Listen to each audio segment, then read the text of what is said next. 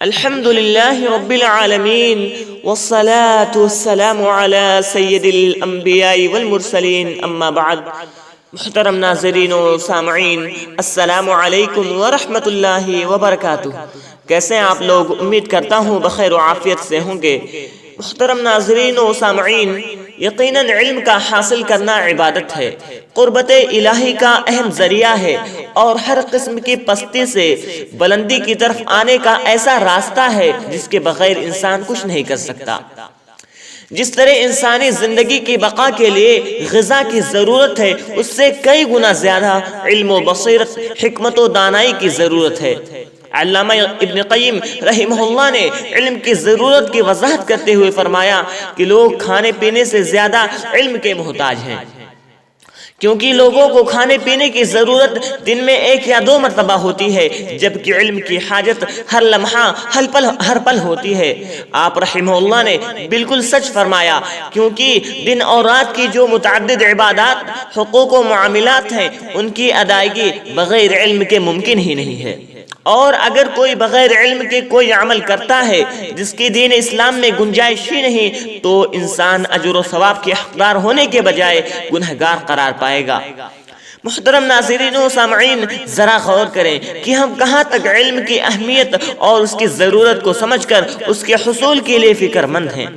جب ہم ایسا اپنا جائزہ لیتے ہیں تو یہ بات واضح ہے کہ آج ہم میں سے اکثر صرف دنیا اور اس کے اسباب کی فکر میں رہتے ہیں، جس کی وجہ سے ہم اس قدر حیران و پریشان ہیں کہ اللہ کی پناہ کیوں نہ ہو جب انسان اپنے مقصد حقیقی کو بھلا دے، اللہ رب العالمین کی بندگی کے بجائے منچاہی زندگی گزارے، تو یہی صورتحال بلکہ معاملہ اس سے بھی بدتر ہو سکتا ہے۔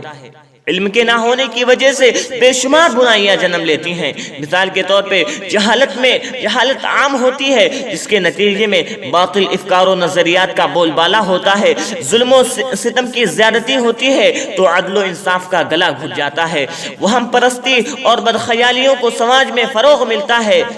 جس قوم و معاشرے کے نوجوان علم سے کورے ہوتے ہیں، ان کا زوال، ان کی پستی یقینی ہوتی ہے۔ علم کے بغیر انسان حق اور صحیح منہج سے دور اور ضلالت و گمراہی سے قریب ہو جاتا ہے، اور اس پرفتن دور میں ہر مسلمان پر یہ ذمہ داری بنتی ہے کہ ہم علمی مجالس اور علماء سے قریب رہیں۔